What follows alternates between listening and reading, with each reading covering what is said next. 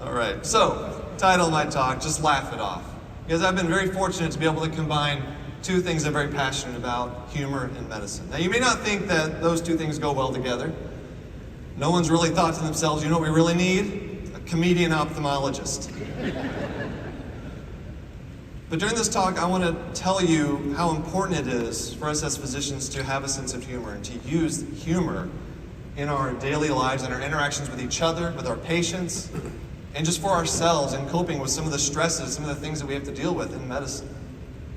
I'm going to talk about my life, some of the challenges that I've been through, how I've used humor to get through those challenges, and how it turned into this thing I'm doing now, this Glacomfleken business, and why social media is so important for healthcare professionals, for physicians. So, this is where I started doing comedy. I was 17 years old. I was doing stand-up in Houston, Texas.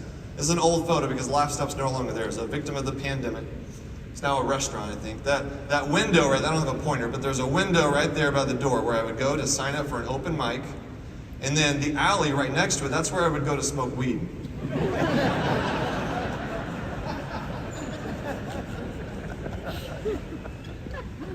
And I spent a lot of time at this comedy club. It was a lot of fun.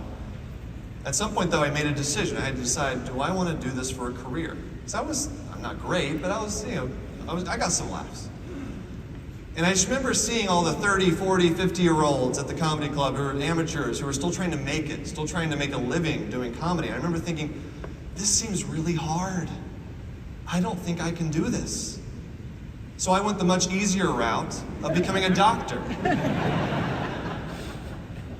But I continued doing comedy through college and into med school. This is me at Dartmouth at my white coat ceremony with my wonderful wife.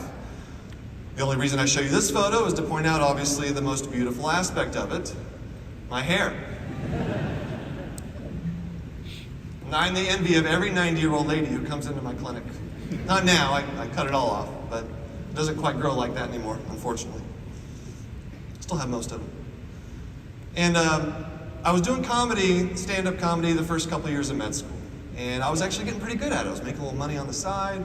I was doing these comedy competitions. They were misspelling my name on the promotional materials, all the wonderful things. And the type of comedy I was doing was medical comedy. This is my first foray into combining humor and medicine.